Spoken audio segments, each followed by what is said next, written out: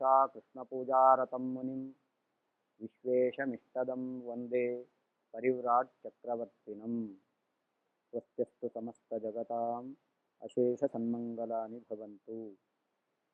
ಕಾಂತಾಯ ಕಲ್ಯಾಣಗುಣೈಕಧಾಮ್ನೇ ನವದ್ಯುನಾಥ ಪ್ರತಿಮಪ್ರಭಾಯ ನಾರಾಯಣಾಯಾಖಿಲಕಾರಣಾಯ ಶ್ರೀಪ್ರಾಣನಾಥಾಯ ನಮಸ್ಕರೋಮಿ.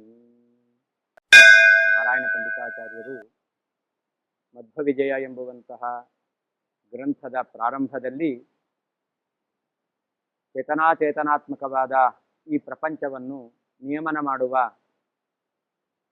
ಲಕ್ಷ್ಮೀ ಬ್ರಹ್ಮ ಪ್ರಾಣಾದಿ ದೇವತೆಗಳಿಗೂ ಉತ್ತಮನಾದ ಭಗವಂತನಿಗೆ ನಮಸ್ಕಾರವನ್ನು ಮಾಡಿ, ಮುಂದೆ ಈ ಗ್ರಂಥದಲ್ಲಿ ಪ್ರತಿಪಾದ್ಯರಾದಂತಹ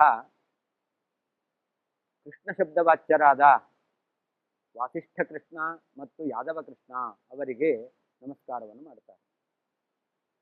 ಅನಾಕುಲಂ ಗೋಕುಲಮುಲ್ಲಲಾಸ ಯತ್ಪಾಲಿತಂ ನಿತ್ಯಮನಾವಿಲಾತ್ಮ ತಸ್ಮೈ ನಮೋ ನೀರದನೀಲಭಾಸೆ ಕೃಷ್ಣಾಯ ಕೃಷ್ಣ ರಮಣ ಪ್ರಿಯಾಯ. ಮಧ್ವವಿಜಯ ಒಂದು ಕಾವ್ಯ, ಒಂದು ಶಾಸ್ತ್ರಕಾವ್ಯ ಅಂತ ನಾವು ಹಿಂದೆ ತಿಳಿದಿದ್ದೆವು. ಆ ಕಾವ್ಯದ ಒಂದು ಗುಣ ಅಂತಂದರೆ, ಒಂದೇ ಶ್ಲೋಕದಲ್ಲಿ ಅಲ್ಲಿರುವ ಪದಗಳಿಂದ ಅನೇಕ ಅರ್ಥವನ್ನು ತಿಳಿಸ್ಕೊಡ್ತಕ್ಕಂಥದ್ದು ಇದು ಒಂದು ಕಾವ್ಯಗುಣ. ಇದನ್ನು ಶ್ಲೇಷ ಅಂತ ಹೇಳ್ತಾರೆ. ಹಾಗೆ ನಾರಾಯಣ ಪಂಡಿತಾಚಾರ್ಯರು ಈ ಕೃತಿಯಲ್ಲಿಯೂ ಶ್ಲೇಷ ಅರ್ಥ ಬರುವಂತಹ ಪದಗಳನ್ನು ಜೋಡಿಸಿ ಶ್ಲೋಕವನ್ನು ನಿರ್ಮಾಣ ಮಾಡಿ ತನ್ಮೂಲಕ ವಾಸಿಷ್ಠ ಕೃಷ್ಣ ಮತ್ತು ಯಾದವ ಕೃಷ್ಣ ಅವರನ್ನು ನಮಸ್ಕಾರ ಮಾಡ್ತಾ ಇದ್ದಾರೆ. ವೇದವ್ಯಾಸ ದೇವರು ಗೋಕುಲವನ್ನು ರಕ್ಷಣೆ ಮಾಡಿದ್ದಾರೆ. ಯಾದವ ಕೃಷ್ಣನು ಗೋಕುಲವನ್ನು ರಕ್ಷಣೆ ಮಾಡಿದ್ದಾನೆ. ವೇದವ್ಯಾಸ ದೇವರು ರಕ್ಷಣೆ ಮಾಡಿದ ಗೋಕುಲ ಅಂತಂದರೆ, ಗೋ ಅನ್ನೋದಕ್ಕೆ ಹಸು ಎಂಬುವ ಅರ್ಥ ಹೇಗಿದೆಯೋ ಹಾಗೆ ವೇದ ಎಂಬುವಂಥ ಅರ್ಥವೂ ಇದೆ. ಗೋಕುಲ ಅಂತಂದರೆ ವೇದಗಳ ಸಮುದಾಯ ಅಂತ, ಅನಂತವಾದ ವೇದಗಳು ಅಂತ. ವೇದವ್ಯಾಸ ದೇವರು ಅನಂತವಾದ ವೇದಗಳನ್ನು ಉದ್ಧಾರ ಮಾಡಿದ್ದಾರೆ. ಆ ವೇದಗಳು ನಶಿಸಿ ಹೋಗಿತ್ತು. ವೇದಗಳ ನಾಶ ಅಂತಂದ್ರೆ ಏನರ್ಥ? ಅಪಪಾಠಗಳಿಂದ ಅದು ನಿಶ್ಚಿತವಾಗಿತ್ತು. ವೇದಗಳ ಸರಿಯಾದ ಪಾಠ ಏನು ಎಂಬತಕ್ಕಂಥದ್ದು ತಿಳಿಯದಂತಹ ಸ್ಥಿತಿಯಲ್ಲಿತ್ತು. ಆದ್ದರಿಂದಾಗಿ ಜೀವಿಗಳಿಗೆ, ಸಾತ್ವಿಕ ಜೀವಿಗಳಿಗೆ ವೇದವನ್ನು ಓದಿ ವೇದದ ಅರ್ಥವನ್ನು ಸರಿಯಾಗಿ ತಿಳ್ಕೊಳ್ಳಿಕ್ಕೆ ಸಾಧ್ಯವಾಗದಂತಹ ಪರಿಸ್ಥಿತಿ ಎಂಬತಕ್ಕಂಥದ್ದು ಒದಗಿ ಬಂದಿತ್ತು.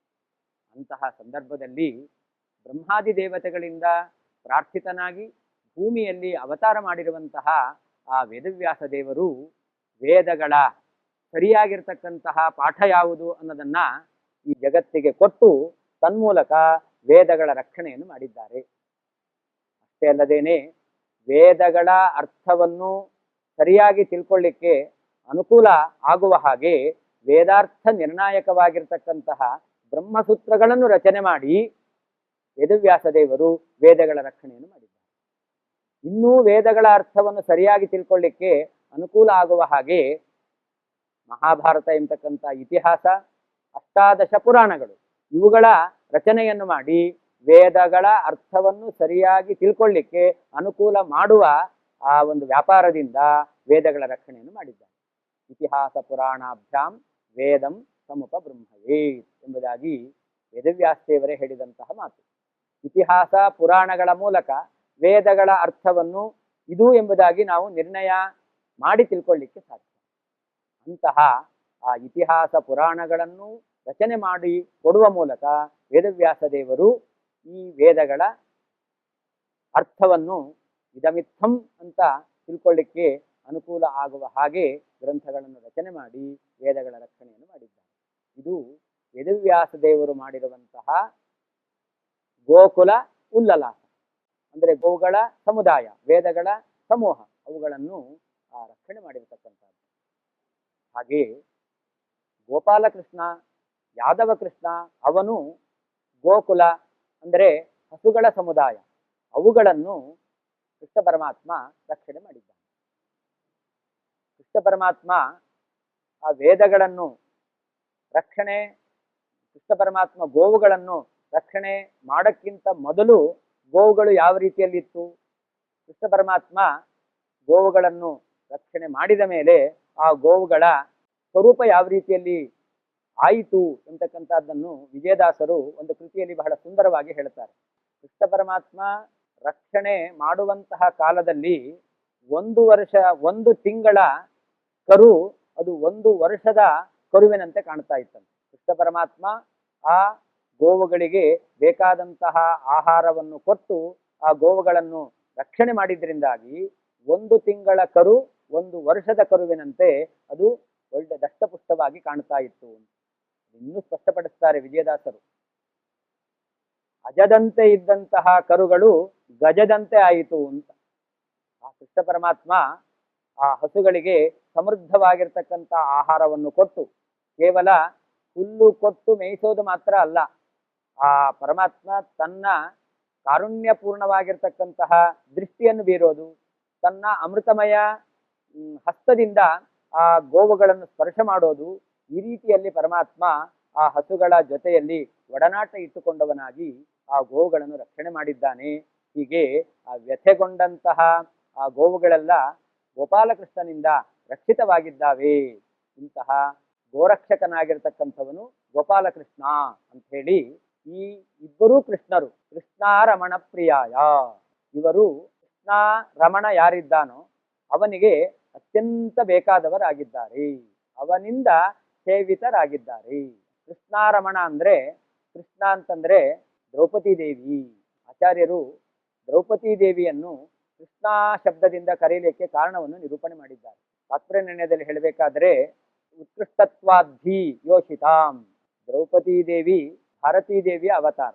ಆ ಭಾರತೀ ದೇವಿಯು ದ್ರೌಪದಿಯಾಗಿ ಅವತಾರ ಮಾಡಿದ ಕಾಲದಲ್ಲಿ ರುಕ್ಮಿಣಿ ಸತ್ಯಭಾಮಾದೇವಿಯರನ್ನು ಹೊರತುಪಡಿಸಿ ಉಳಿದೆಲ್ಲ ಸ್ತ್ರೀಯರಲ್ಲಿ ಗುಣಗಳಲ್ಲಿ, ರೂಪದಲ್ಲಿ, ಸೌಂದರ್ಯದಲ್ಲಿ ಎಲ್ಲದರಲ್ಲಿಯೂ ಕೂಡ ಅತ್ಯಂತ ಶ್ರೇಷ್ಠಳಾಗಿರ್ತಕ್ಕಂಥವಳು ದ್ರೌಪದಿ ದೇವಿ. ಅದರಿಂದಾಗಿ ಅವಳನ್ನು ಕೃಷ್ಣ ಅಂತ ಕರಿತಾ ಇದ್ರು. ಕೃಷ್ಣ ಉತ್ಕೃಷ್ಟ, ಅದೇ ಕೃಷ್ಣ ಎಂಬುದಾಗಿ ಆ ಕೃಷ್ಣ ಶಬ್ದಕ್ಕೆ ಅತ್ಯಂತ ಶ್ರೇಷ್ಠ ಅಂತ. ಅಂದ್ರೆ ಆ ಕೃಷ್ಣ ಶಬ್ದವಾಚ್ಯಳಾದ ಸ್ತ್ರೀಯರಲ್ಲಿಯೇ ಅತ್ಯಂತ ಶ್ರೇಷ್ಠಳಾದ ದ್ರೌಪದಿ ದೇವಿ, ಅವಳಿಗೆ ರಮಣ ವಾಯುದೇವರ ಅವತಾರಭೂತರಾದ ಭೀಮಸೇನ ದೇವರು. ಆ ಭೀಮಸೇನ ದೇವರಿಗೆ ಅತ್ಯಂತ ಬೇಕಾಗಿರುವಂತಹ ಭಕ್ತಿಗೆ ವಿಷಯನಾಗಿರ್ತಕ್ಕಂತಹ ವ್ಯಕ್ತಿ ಅಂತಂದ್ರೆ ಅವನು ವೇದವ್ಯಾಸ ದೇವರು ಹೌದು, ಗೋಪಾಲಕೃಷ್ಣ. ಹೇಗೆ ಕೃಷ್ಣ ಪರಮಾತ್ಮನನ್ನು, ಕೃಷ್ಣ ಪರಮಾತ್ಮ ಪಾಂಡವರ ಜೊತೆಯಲ್ಲಿದ್ದಾನೆ, ಆ ಜೊತೆಯಲ್ಲಿದ್ದಂತಹ ಕೃಷ್ಣ ಪರಮಾತ್ಮನನ್ನು ಭೀಮಸೇನ ದೇವರು ಅತ್ಯಂತ ಭಕ್ತಿಯಿಂದ ಸೇವಿಸ್ತಾ ಇದ್ರು. ಹಾಗೆ ಪಾಂಡವರಿಗೆ ಏನಾದರೂ ಆಪತ್ತು ಬಂದಾಗ ವೇದವ್ಯಾಸ ದೇವರು ಅಲ್ಲಿ ಸನ್ನಿಹಿತರಾಗಿ ಪಾಂಡವರಿಗೆ ಬಂದ ಆಪತ್ತನ್ನು ಪರಿಹಾರ ಮಾಡಿ ಅವರಿಗೆ ಮಾರ್ಗದರ್ಶನವನ್ನು ಮಾಡಿ ಅನುಗ್ರಹ ಮಾಡಿದ್ದಾರೆ ವೇದವ್ಯಾಸ ದೇವರು. ಅಂತಹ ವೇದವ್ಯಾಸ ದೇವರನ್ನು ಕೂಡ ವಿಶೇಷವಾಗಿ ಅವರು ಸೇವೆ ಮಾಡಿದ್ದಾರೆ. ವೇದವ್ಯಾಸ ದೇವರು ಪಾಂಡವರ ರಕ್ಷಣೆಗೆ ಬಂದಿದ್ದಾರೆ ಅಂತಂದ್ರೆ ಅನೇಕ ಕಡೆಯಲ್ಲಿ ಆ ವೇದವ್ಯಾಸ ದೇವರ ಪಾಂಡವರ ಮೇಲೆ ಮಾಡಿದ ಅನುಗ್ರಹದ ವ್ಯಾಪಾರವನ್ನು ನಾವು ಮಹಾಭಾರತದಲ್ಲಿ ಕಾಣುತ್ತೇವೆ. ಪ್ರಪ್ರಥಮವಾಗಿ ಪಾಂಡವರು ಪಾಂಡಕೇಶ್ವರದಿಂದ ಹಸ್ತಿನಾವತಿಗೆ ಬಂದಿದ್ದಾರೆ. ಪಾಂಡುರಾಜನ ಈ ಭೌತಿಕ ದೇಹ ತ್ಯಾಗಾನಂತರದಲ್ಲಿ ಆ ಪಾಂಡವರು ಹಸ್ತಿನಾವತಿಗೆ ಬಂದಾಗ ಆ ಪಾಂಡವರ ಜೊತೆಯಲ್ಲಿ ಅನೇಕ ಋಷಿಮುನಿಗಳು ಇದ್ದಾರೆ, ತಾಯಿಯಾದಂತಹ ಕುಂತಿಯೂ ಇದ್ದಾಳೆ. ಆಗ ದುರ್ಯೋಧನಾದಿಗಳು ಆ ಕುಂತಿಯ ನೈತಿಕತೆಯ ಬಗ್ಗೆ ಪ್ರಶ್ನೆ ಮಾಡ್ತಾರೆ. ಪಾಂಡು ಮೃತನಾದ ಮೇಲೆ ಹುಟ್ಟಿರುವಂತಹ ಈ ಮಕ್ಕಳು ಇವರು ಪಾಂಡುವಿನ ಔರಸ ಪುತ್ರರಲ್ಲ. ಅಷ್ಟೇ ಅಲ್ಲ, ಪಾಂಡು ಸತ್ತ ಮೇಲೆ ಕುಂತಿ ಮಕ್ಕಳನ್ನು ಪಡೆದಿದ್ದಾಳೆ ಅಂತಾದರೂ ಕೂಡ ಆ ಮಕ್ಕಳನ್ನು ಕ್ಷೇತ್ರಜರು ಅನ್ನೋದನ್ನು ಕರೀಲಿಕ್ಕೆ ಬರೋದಿಲ್ಲ. ಹೀಗೆ ಪಾಂಡುವಿನ ಕ್ಷೇತ್ರಜರೂ ಅಲ್ಲ, ಪಾಂಡುವಿನ ಔರಸರೂ ಅಲ್ಲ, ಇಂತಹ ಮಕ್ಕಳು ಹಸ್ತಿನಾವತಿಯಲ್ಲಿ ನಮ್ಮ ಜೊತೆಯಲ್ಲಿ ಇರ್ಲಿಕ್ಕೆ ಹೇಗೆ ಸಾಧ್ಯ ಅಂತ ಆಗತಾನೆ ಪಾಂಡುವಿನ ಮರಣ ಅನಂತರದಲ್ಲಿ ಹಸ್ತಿನಾವತಿಗೆ ಬಂದಿರತಕ್ಕಂತಹ ಈ ಕುಂತಿ ಪಾಂಡವರನ್ನು ಹೊರಗಾಕಬೇಕು ಎಂಬತಕ್ಕಂತಹ ಒಂದು ದುರಾಲೋಚನೆಯನ್ನು ದುರ್ಯೋಧನಾದಿಗಳು ಮಾಡ್ತಾರೆ. ಆ ಸಂದರ್ಭದಲ್ಲಿ ವೇದವ್ಯಾಸ ದೇವರು ಬಂದು ಕುಂತಿಯನ್ನು, ಕುಂತಿಯ ಮಕ್ಕಳಾದ ಪಾಂಡವರನ್ನು ಆ ಪಾಂಡುರಾಜನ ಮನೆಗೆ ತಾವೇ ಸ್ವತಃ ಕರ್ಕೊಂಡು ಹೋಗುತ್ತಾರೆ. ಹೀಗೆ ಆ ಪ್ರಾರಂಭ ಅವಸ್ಥೆಯಿಂದಲೂ ಕೂಡ ಪಾಂಡವರಿಗೆ ಬಂದಿರತಕ್ಕಂಥ ಆಪತ್ತು ಅದನ್ನು ಪರಿಹಾರ ಮಾಡಿ ಪಾಂಡವರಿಗೆ ಅನುಗ್ರಹವನ್ನು ಮಾಡಿರ್ತಕ್ಕಂಥವರು ವೇದವ್ಯಾಸ ದೇವರು. ಈ ನಿಮಿತ್ತದಿಂದ ಭೀಮಸೇನ ದೇವರು ಆ ವೇದವ್ಯಾಸ ದೇವರಲ್ಲಿ ಭಕ್ತಿ ಮಾಡ್ತಾರೆ ಅಂತಲ್ಲ, ಸಹಜವಾಗಿಯೇ ಪರಮಾತ್ಮನಲ್ಲಿ ಭೀಮಸೇನ ದೇವರಿಗೆ ಅಪಾರವಾದಂತಹ ಭಕ್ತಿ. ಅದನ್ನ ನಿರ್ನಿಮಿತ್ತ, ಏನೂ ನಿಮಿತ್ತ ಇಲ್ಲದೇನೆ ವೇದವ್ಯಾಸ ದೇವರಿಗೆ ಅತ್ಯಂತ ಭಕ್ತಿಗೆ ವಿಷಯರಾಗಿರ್ತಕ್ಕಂಥವರು. ವೇದವ್ಯಾಸ ದೇವರಲ್ಲಿ ಭೀಮಸೇನ ದೇವರು ವಿಶೇಷವಾದ ಭಕ್ತಿಯನ್ನು ಮಾಡ್ತಾರೆ. ಭೀಮಸೇನ ದೇವರ ಭಕ್ತಿಗೆ ವಿಷಯರಾಗಿರ್ತಕ್ಕಂಥವರು ಆ ವೇದವ್ಯಾಸ ದೇವರು. ಅಂತಹ ವೇದವ್ಯಾಸ ದೇವರಿಗೆ ನಾನು ನಮಸ್ಕಾರ ಮಾಡ್ತೇನೆ. ಅದರಿಂದ ಕೃಷ್ಣಾರಮಣ ಪ್ರಿಯಾಯ, ಕೃಷ್ಣಾರಮಣನಾದ ದ್ರೌಪದಿ ಪತಿಯಾದ ಭೀಮಸೇನ ದೇವರು ಅವರಿಗೆ ಅತ್ಯಂತ ಪ್ರಿಯನಾಗಿರ್ತಕ್ಕಂಥವನು ವೇದವ್ಯಾಸ. ಹೀಗೆ ಕೃಷ್ಣಾರಮಣ ಪ್ರಿಯನಾಗಿರ್ತಕ್ಕಂಥವರು ವೇದವ್ಯಾಸ ದೇವರು ಹೌದು, ಹಾಗೆ ಗೋಪಾಲಕೃಷ್ಣನೂ ಹೌದು. ಅವರಿಗೆ ನಮಸ್ಕಾರ ಮಾಡ್ತೇನೆ ಅಂತ ನಾರಾಯಣ ಪಂಡಿತಾಚಾರ್ಯರು ನಮಸ್ಕಾರ ಮಾಡ್ತಾ ಇದ್ದಾರೆ. ಇವರಿಬ್ಬರೂ ಕೂಡ ಹೇಗಿದ್ದಾರೆ ಅಂತಂದ್ರೆ ನೀರದ ನೀಲ ಭಾಸೆ.